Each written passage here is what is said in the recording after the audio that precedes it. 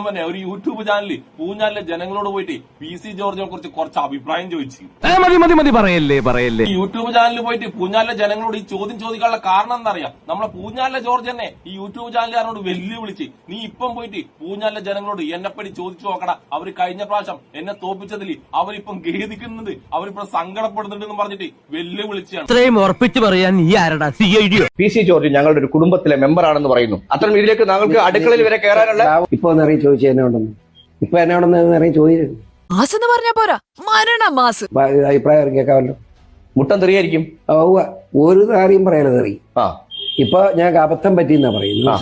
Sorry അളിയ, ഇനി അളിയനെ പ്രതിക്കൂട്ടിലാക്കിയില്ല, അതിനുള്ള പ്രതിവിധി എന്റെ കയ്യിലുണ്ട്. ഇനി PC ജോർജിന്റെ ഈ വെല്ലുവിളിയും കെട്ടി ആ യൂട്യൂബ് ചാനലുകാരെ പൂഞ്ഞാലിലെ ജനങ്ങളുടെ ഇടയിലേക്ക് അങ്ങ് ഇറങ്ങി. പിന്നെ നടന്നത് ചരിത്രമാണ്. ആര് കേട്ടാലും വിശ്വസിക്കില്ലാലും ഞാനൊരു കാര്യം പറയാം. ഒരാൾ ചത്തു കഴിയുമ്പോ ആ ശവത്തിനെ കുറിച്ച് പിന്നെ നമ്മൾ അന്വേഷിക്കരുത്. അത് ചത്തു കഴിഞ്ഞു, അതുകൊണ്ട് കുഴിച്ചിട്ടു. അതാണുള്ള ഇരാറ്റുവേട്ടക്കാരുടെ അവസ്ഥ. PC ജോർജിന്റെ അവസ്ഥ തന്നെ. PC ജോർജ് കൊള്ളാം, പക്ഷെ നാക്ക് കൊള്ളത്തില്ല. നാണമില്ലടാ നിനക്ക്? നാക്ക് ചള്ളാം. അതാ ജനങ്ങൾക്കുള്ള ആകെയുള്ള ബുദ്ധിമുട്ട്. ഇപ്പൊ രണ്ട് പുറകോട്ട് കിടന്ന മക്കളും പുറകോട്ടല്ലേ നടക്കുള്ളൂ. ഒന്ന് ആലോചിക്കണേലും ഇവൻ പറയണേലും ഒരു കാര്യമില്ലാതില്ല.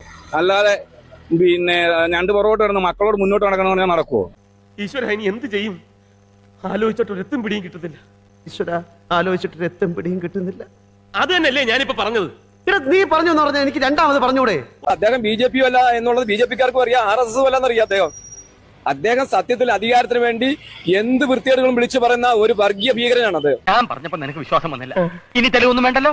ഈ കേരള നിയമസഭയിൽ ഒരു MLA-യുടെ ഫോട്ടോ, പട്ടിയുടെ ഫോട്ടോ വെച്ചത് ഇവന്റെ മാത്രമേ ഉള്ളൂ. ഈ സെൻട്രൽ കൺട്രി വെച്ചതാ. അത്രയും നാറിയാണ്, നമുക്ക് പറയാതിരിക്കാൻ പറ്റില്ല. പക്ഷേ മുന്നിലിരുത്തി പുകഴ്ത്താണെന്ന് കരുതരുത്. പറഞ്ഞിട്ട് കാര്യമില്ല. Repeat Shankaran coconut tree.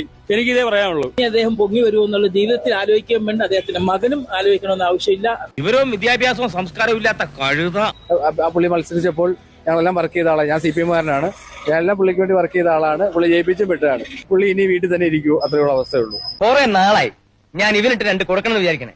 എന്താ നിങ്ങളുടെ അഭിപ്രായം? എന്റെ അഭിപ്രായം അത് തന്നെ. ഇരാറ്റോട്ട് എന്ന് പറയുന്ന ഒരു സമൂഹത്തെ മൊത്തം വർഗീയത പറഞ്ഞ് മുഴുമുനെ നിർത്തി നാറ്റിച്ച് നിർത്തിയിരിക്കുകയാണ്. അപ്പൊ എനിക്ക് പിഴച്ചെന്നാണോ താൻ പറഞ്ഞു വരുന്നത്? മനുഷ്യനല്ലേ, തെറ്റാർക്കും പറ്റും. പിതാവും മകനും പച്ചക്കള്ളം പറഞ്ഞ് ഇവിടെ വർഗീയത നടത്തുന്നു. സത്യം പറഞ്ഞെങ്കിൽ നമുക്ക് എതിർപ്പില്ല. തലച്ചോറില്ലാതെയും ഒരു ജന്തുവിന് ഇത്രയും കാലം ജീവിക്കാമെന്നതിന് ഏക ഉദാഹരണമാണ് ഈ തിരുമണ്ടൻ. കേന്ദ്ര അന്വേഷണ ഏജൻസി പോലും പാടെ തള്ളിക്കളഞ്ഞ ലവ് ജിഹാദ് പോലുള്ള വിഷയങ്ങൾ പൊക്കിക്കൊണ്ടുവരുമ്പോ അത് ശരിയല്ല എന്ന് സമൂഹത്തോട് പറയേണ്ട ബാധ്യത ഞങ്ങൾക്കില്ലേ? അതല്ലേ അതിന്റെ ഒരു ന്യായം. നാളെ ഈ BJP-യും ഈ RSS-നെയും തെറി പറഞ്ഞു അദ്ദേഹം പുറത്തു വരും, ഉറപ്പാ. അധികാരത്തിന് വേണ്ടി അദ്ദേഹം BJP-ക്കാരനും അല്ല, RSS-ഉം അല്ല. ഒരു തവണ കൂടി അദ്ദേഹം അധികാരം എവിടെ കിട്ടുമോ, MLA സ്ഥാനം എവിടെ കിട്ടുമോ, മന്ത്രിസ്ഥാനം എവിടെ കിട്ടുമോ അവിടെ പോകും. അത് ശരിയാ. കേരളത്തിന്, ഈരാറ്റുപേട്ടയ്ക്ക് മാത്രമല്ല, കേരളത്തിന്റെ മതേതരത്തെയാണ് അദ്ദേഹത്തെ തകർത്തത്.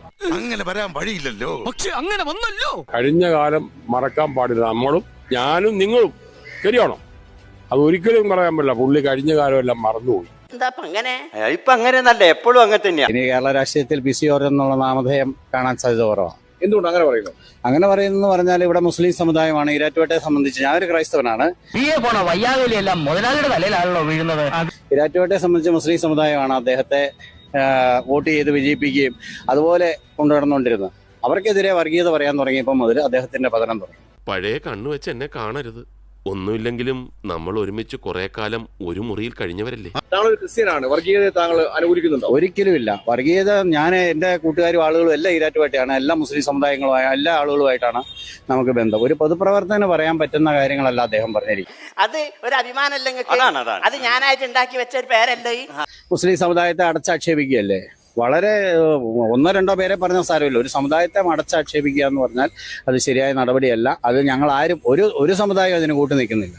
ഇത്രയൊക്കെ കേട്ടിട്ടും എനിക്കൊന്നും മനസ്സിലായില്ലട പുല്ല്. ഇത് ഞാൻ അങ്ങോട്ട് ചോദിക്കേണ്ട ചോദ്യമല്ലേ? ഇടിവെട്ടിവന്റെ തലേ പാമ്പ് കടിച്ചോടാ. ചിന്നക്കട ജംഗ്ഷനിൽ വെച്ച് ഒരു 7-7:30 ആയി കാണും. ക്രൈസ്തവരുടെ അപ്പസ്തോലനാകാൻ പുള്ളി ശ്രമിക്കുകയും വേണ്ട. ക്രൈസ്തവരുടെ അപ്പസ്തോലനല്ല പുള്ളി. നമ്മുടെ ഇപ്പോഴത്തെ അവസ്ഥയെ കുറിച്ച് ഞാൻ പറഞ്ഞതാ. വർഗീയതക്കെതിരെ ഇവിടെ വർഗീയതയില്ല. കേരളത്തെ സംബന്ധിച്ച് ഇവിടെ വർഗീയതയില്ല. വർഗീയത ഉണ്ടെങ്കിൽ ഇവിടെ എല്ലാവരും ഒരേപോലെ ജീവിക്കാലോ. അതാണ് എന്റെ കാര്യം. നിനക്ക് കിട്ടിയ കൂലിയാതെ ഞങ്ങൾ അങ്ങ് ഇറങ്ങട്ടെ. ആയിക്കോട്ടെ, സന്തോഷായി. സബ്സ്ക്രൈബ് ചെയ്തേക്കണേടാ. പൊന്നു മോനെ.